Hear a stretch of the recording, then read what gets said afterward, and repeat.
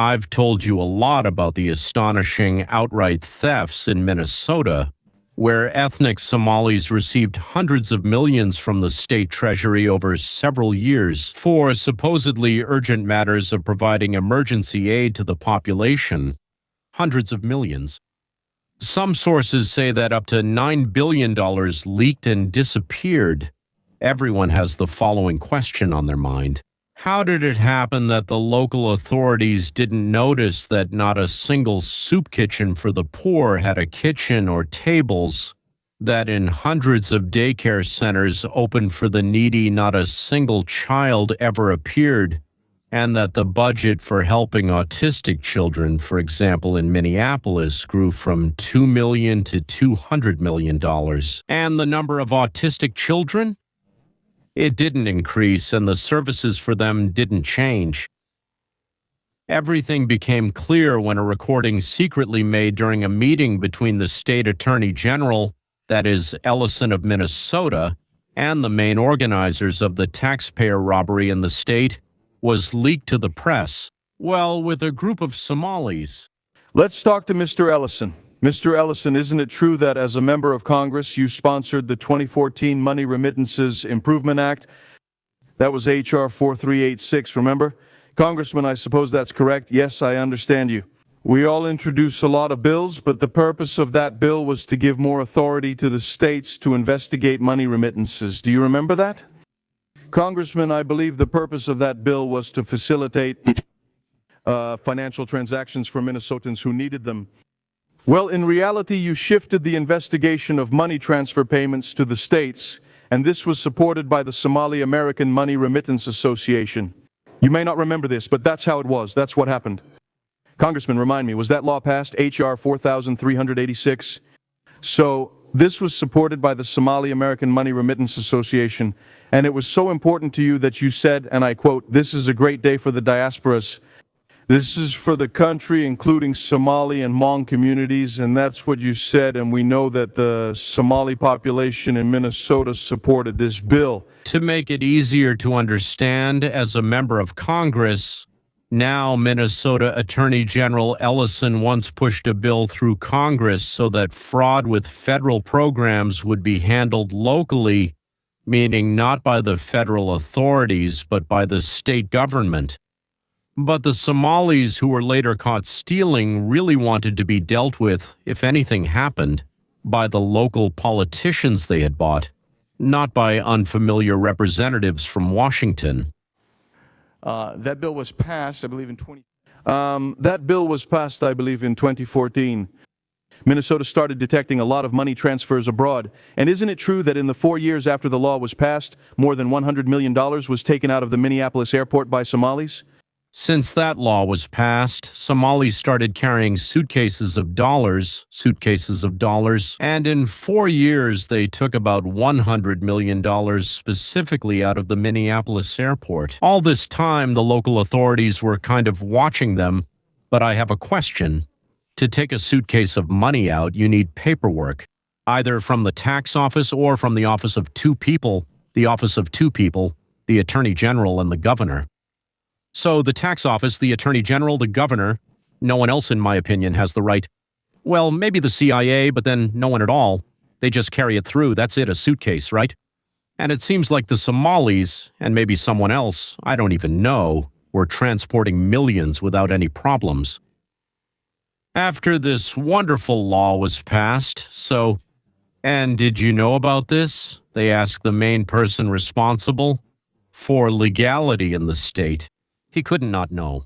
But let's listen to what he will answer. Do you know this? I have no information about that. He doesn't have any information about that right now. He forgot to prepare for the congressional hearings. Or he prepared and deliberately didn't bring or remember that information. And over the past 2 years, the TSA has identified more than $700 million that were taken out and linked to trips to Somalia. Are you familiar with this? It wasn't just from their airport. In all locations, it was found that Somalis took $700 million out of the U.S. during the years Ellison was Attorney General. No, sir, I don't have any information on that. Now, Congressman Ellie Bragg says that what was taken to Somalia during your time makes up 40% of their national budget. During your term as Attorney General, the volume of remittances sent to Somalia, which, by the way, according to some estimates, makes up to 40% of Somalia's entire gross domestic product, and about 40% of families in Somalia receive some economic benefit directly from these remittances. If we move on to another topic, do you know who Salim Said is? That name is not familiar to me. Sir Ikran Mohammed Abshir Amar. So in 2021, you met with a group of Somali businessmen. And these three people, they were there, right? The case moved on to those who organized the theft, forgery, and fraud. Do you know them? Safari Restaurant, Partners in Quality Care, also known as Parties in Catering, some of their name partners, as well as representatives of the Feeding Our Future organization, including Abshir Amar, who stated that they were experiencing difficulties due to the ongoing investigation against them, and that such behavior is very racist, xenophobic, and Islamophobic. Do you remember that very meeting? He may not remember that meeting. At that meeting, he promised to cover for the Somalis. By the way, it's interesting. For what reason? Yeah. I think that maybe the Attorney General doesn't know yet that Congress has a recording of that meeting, a secretly made recording of that meeting. Yes, I know. And I'll tell you, these were people who turned out to be frauds. They lied to me personally, lied to the judge in court, lied to government agencies and departments. That's exactly why we contributed to having them convicted. Well, let's continue from there, because you might not remember some of the things you told them specifically, and maybe we should play this video. I don't know, we have a video prepared. A video? So was someone recording video at the meeting? No, he probably made a mistake. It was likely audio. You call them and say, this is not in the right format. No, you're fired. It's over. Your contracts are terminated. And that's why it caught my attention. Yes, I'm extremely outraged by this, but we're in the middle of a battle right now. Of course, I'm listening to you. And I can tell you this, Walls agrees with me that this is petty, stupid nonsense that's ruining small business owners. It's just terrible. After all, what you thought was terrible back then was the investigation of these people for fraud. And later you accepted $10,000 in campaign donations from these same people. Do you remember that? I wouldn't completely agree with such a description. Sir, no. What I meant to say, I did it because it obviously makes you uncomfortable. But you took $10,000 from the very people you were supposed to investigate. Yes, yes, no. That's not exactly true. Sir, no, that's not accurate at all. Yes, it is. First of all, of course, you have the right to say it's not accurate, but facts are facts. It's clear that they gave more. Covering up hundreds of millions in theft is worth more, I think, than 10,000. They just caught the 10,000. Well, and that's enough. Ellison promised protection. Before that, he pushed through a law that made his office responsible for investigating and punishing fraudsters, and then he told the thieves that he would help and protect them. From himself, of course, protect them. That's, well, from my point of view, it's worth a lot more than $10,000. As you probably guessed, or let's say, you won't be surprised if I tell you that Keith Ellison is a devout Muslim who attended the same mosques, gatherings, and parties as his Somali friends. Not surprised? In another great American city, formerly Great New York, the great world of Zoran Mamdani, he reported that he was attacked by right-wing extremists. The attack was a can filled with nails and bolts, an improvised bomb thrown at his house.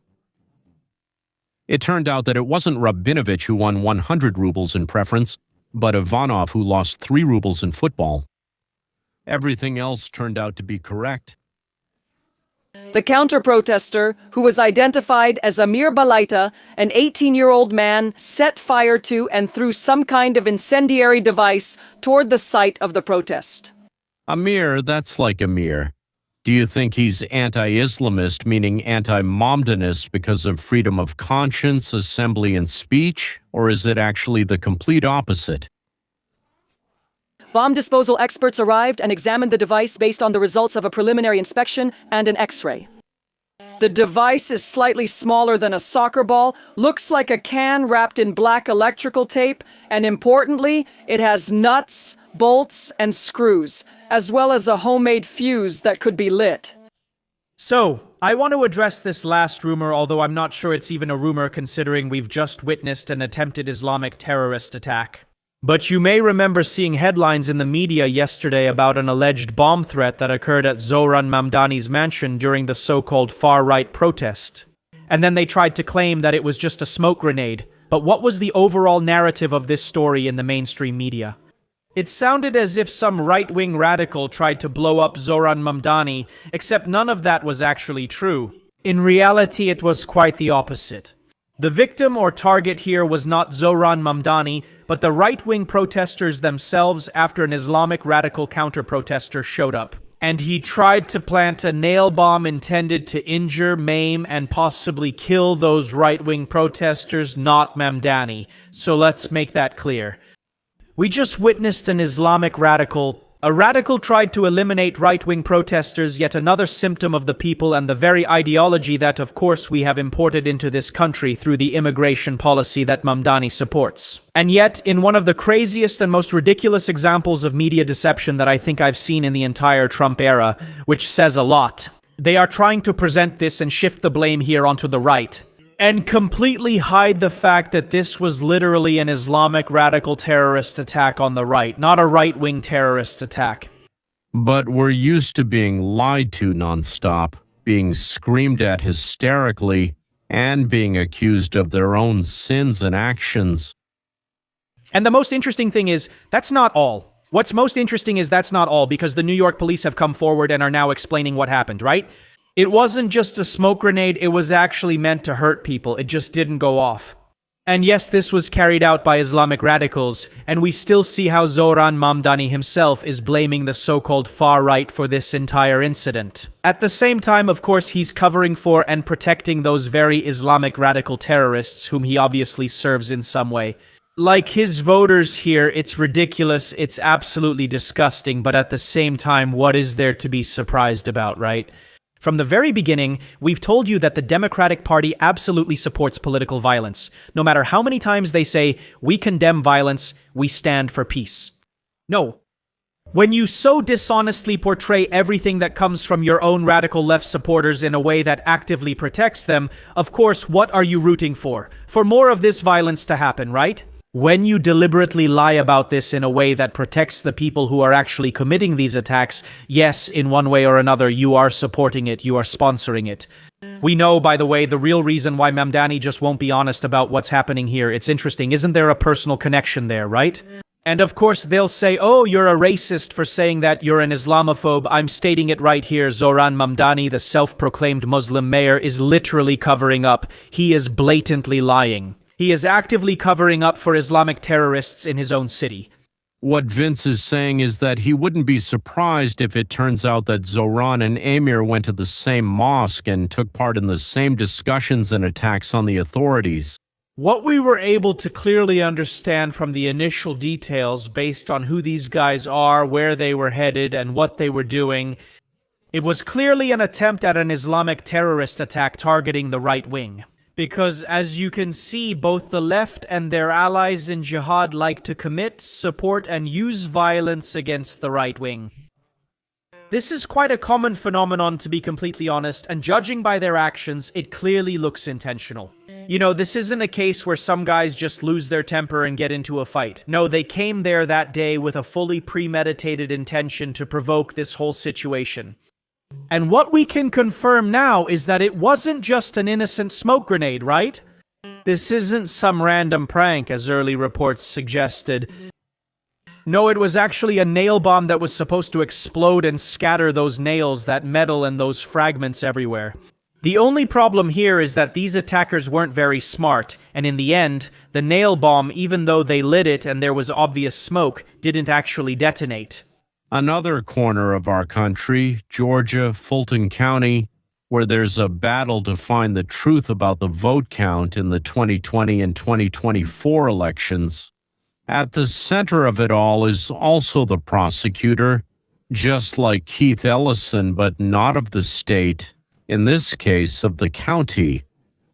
The infamous Fani Willis, who, despite a series of scandals, has not been removed from her position, so she remained the district attorney. People really started grilling her from all sides, but now Bill O'Reilly and John Solomon have taken her on. Solomon, according to you, there are four key revelations. Let's go through all of them in detail. What is the connection between them, between Biden and Fani? Yes, it's simply astonishing. First of all, let's remind everyone how much effort it took to obtain these documents. We had to go to court. We had to fight for 3 years to get these documents. And for a while, Fani Willis claimed that all of them were protected by legal privilege. And then she just suddenly gave in and handed over the documents to us last week. And that's often how our government works. They hide their secrets from us even when the law says we have the right to access them. But we won, and there are four very important revelations. The most important thing is that Fani Willis was working directly with the Department of Justice and Biden's Department of Justice to coordinate the creation of a second level of threat, a second level of costs, a second level of prosecution and legal action. For Donald Trump and his 18 associates, it is still prohibited by U.S. law for the authorities to exert political influence on the court, on the defense attorneys, on the jurors, or on the prosecutors. Naturally, this is done quietly, very quietly, but with the hope that it will never come out, and yet here it has come out. Jack Smith had already planned to charge most of these people with almost identical charges at the federal level. Fani Willis's task was to get them and bring a second case at the state level to drain resources, drain attention, drain bandwidth, and undermine their reputation. So, the Department of Justice fully supports this. Let me stop you right there. So, was this during the election campaign? All right, okay, Trump versus Harris. Yes, Jack Smith in early August, Fani 2 weeks later. Exactly. So during the election campaign, Merrick Garland, who is the Attorney General, and Jack Smith, the independent special prosecutor, both of them working for Joe Biden, you see? They assisted Fani Willis in trying to bring charges that could influence the outcome of the election. That's absolutely right. Correct, that's quite a large amount. The second is $17 million in federal funding. What is that about? So, in the midst of these efforts for Fani Willis to bring state charges in addition to Jack Smith's federal charges, strengthening their position, the Department of Justice literally invites Fani Willis to apply for a grant that was supposed to be awarded on a competitive basis. The Department of Justice is essentially saying, ignore competition. We'll make you the only provider, guarantee your payment, just request it, and you'll get the check. This is what James Comer, the chairman of the House Oversight Committee, was very concerned about. The same goes for Jim Jordan. They believe that the Department of Justice was funding the state prosecution. And in this memo that Fani Willis herself writes to the Department of Justice, she basically says, let me get this straight. You're offering me a grant. You're saying it's a sole source, and all I have to do is apply. She's summarizing what's happening in the memo, and we're fortunate to have this document. And that's $18 million. That's a huge amount of money. Exactly. That's a lot of money. Yes, that's right, and that's already the second one. The third revelation concerns Biden's White House. Against this background, Fani Willis is seeking an agreement from Joe Biden's White House lawyer to waive President Trump's privilege, executive privilege, which every president should use to receive advice from advisors without interference. At the federal level, it has been waived, but in U.S. history, state legislation rarely overturns executive privilege. In fact, I can't find a case where it was waived in a state matter before. So, this is a real consequence for future presidents. Future presidents will have to deal with what Joe Biden has done here. Namely, if any state wants your privilege, we'll waive it too. That's the third major revelation here. And the fourth major revelation. Democrats on Capitol Hill are involved too. There's Biden's White House, Biden's Justice Department, and congressional Democrats from the January 6th committee, and they're sending evidence. Even before the investigation was completed, through the Justice Department, directly to Fani Willis to give her maximum resources, the best opposition research, everything she needed so they could go after Donald Trump. Is this illegal for the federal committee or whatever that committee investigating the events of January 6th is called? Can they legally pass on the information they obtained to any state in order to initiate a criminal case at the state level? No, they can refer it anywhere they want. I mean, Congress has broad authority. I think the legal question for everyone, and this is what the Miami prosecutor who inherited this case about conspiracy to weaponize justice, as they call it, is considering now, is the following. When you have four people working together who openly hated Trump. Remember, Fani Willis campaigned on going after Trump. If their goal was to prevent President Trump from winning the election, if their goal was, or the result of their actions was to deprive him and his supporters of certain civil liberties, and then essentially these actions, which are otherwise legal, could be seen as an overt act within a criminal conspiracy. So, from our reports, we know that these materials, these documents that we have just received, that we have just made public, were handed over to the Department of Justice by members of Congress. They are reviewing them, and this will likely become part of the assessment by that Miami prosecutor. This is yet another example of a conspiracy where the desire to get to Trump has trampled civil liberties, civil rights, and due process. Gentlemen, all these actions, as you have heard, go against the spirit of our Constitution and our laws. Whether they have crossed the line of legality, that is, whether they have broken the letter of the law, I do not know. This will now be decided by a special prosecutor in Florida. It seems to us that they have crossed the line, but we have not, let's put it this way, received the proper education. We don't have a legal education and haven't specialized specifically in this area of law. Well, it's election interference Well, in my opinion, this is interference in the elections. That's the point. They are trying to change the course of the elections, the voting itself, by helping a woman who is obviously irresponsible. The whole case was dropped and she was stripped of her law license, but she's still the Attorney General. That's the catch. Thank you, John. We appreciate it. Let us know if anything else comes up. Let's get back to Minnesota. So far, the record holder for robbery, though I assure you they'll find more in California, has been charged. According to state data collected by CARE 11, the total amount is $10.2 million over the past 4 years. Its owner, Fahima Mohammed, is charged with federal wire fraud after claiming she fed 1,000 children a day during the pandemic at Future Leaders. And at the center of it all is another remarkable new immigrant, also a member of the Somali community, Ilhan Omar, whom a 7,000-strong Somali pirate gang sent to Congress to represent their interests. She represents their interests. The defendant accused of paying kickbacks for recruiting children, falsifying diagnoses, and defrauding the Medicaid system. This is the case that Lou Raguse first reported on in September. He joins us with the details from the newsroom.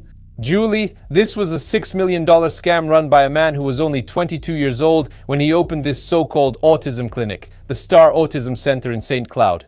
Abinajib Yusuf admitted that his so-called investors brought in unqualified family members as young as 18 years old to provide medical services. Then they recruited children from Somali families to receive services in exchange for kickbacks, which were also paid with taxpayer money. Many of the children didn't even have autism, but Yusuf admits that they fraudulently obtained these diagnoses. After 4 years, the Star Autism Center had accumulated $6 million in reimbursements. Yusuf sent $200,000 to Kenya and spent $100,000 on a Freightliner semi-trailer. He didn't say how much of those $6 million he kept for himself. That is, everyone who was close to power, Keith Ellison, Ilhan Omar, Zoran Mamdani, Fani Willis, and others. So anyone who was close to them could register a care organization, let's say, for those in need. Usually you need qualified staff, equipment, licenses, diplomas, and work experience for this. They didn't need any of that, because the authorities took care of them. Ilhan pushed a law through Congress to make it easier to get compensation for money spent on good causes. Well, it's a good law, right? A good law. So Ilhan pushed this law through, and Keith Ellison pushed a law about transferring oversight of fraud. Well, that's exactly what Ilhan from Washington pushed through using the state attorney general. What a good tandem. Yes, they made it work. Now Yusuf is the second suspect, charged in a large-scale fraud scheme among autism centers. Both of these suspects have already pleaded guilty. However, today in court, prosecutors said they plan to charge Yusuf's so-called investors who were involved in this scheme. He faces about 5 years in prison when he is sentenced. I'm interested in whether we'll get back the money that was stolen, which seems to be about 9 billion. And I have a suspicion that they won't imprison the right people, but rather scapegoats. You know, like the small fry, right? And they'll take the money from those same small fry who just happen to be around. It turns out they don't have that much money. And when after serving 2 years, got 5, so with good behavior, that's 2 years, they served their time in Minnesota, and then they got out, they'll get a lot of money for keeping quiet, from the same money that was stolen from us. That's why I always say it's very profitable to be a criminal here. People say, you know, crime doesn't pay. It does pay, it really does. If it wasn't profitable, there wouldn't be so much crime. By the way, only 2.5% of stolen money is ever returned to the Treasury. The system needs to be changed. The return of funds plus all the expenses incurred along the way. Well, you know, like investigators worked, got paid to catch the person, judges, lawyers, prison housing, pre-trial detention, food and medical treatment. So that's damage. Damage caused to the person who was robbed, or like had something broken, was mugged. I don't know. And until he pays it off by working in prison, everything he has to pay back while also feeding himself, so to speak. He works, half, let's say, goes to feed himself, the other half he pays back. Until he pays it off, he'll stay in prison. I think this will greatly reduce the desire to steal. A lot. Right. But at the very least, we need to close these feeding troughs, prosecute and imprison those who are involved in this, and punish their instigators, which is very important. Punish their instigators. That's all, ladies and gentlemen. Until next time.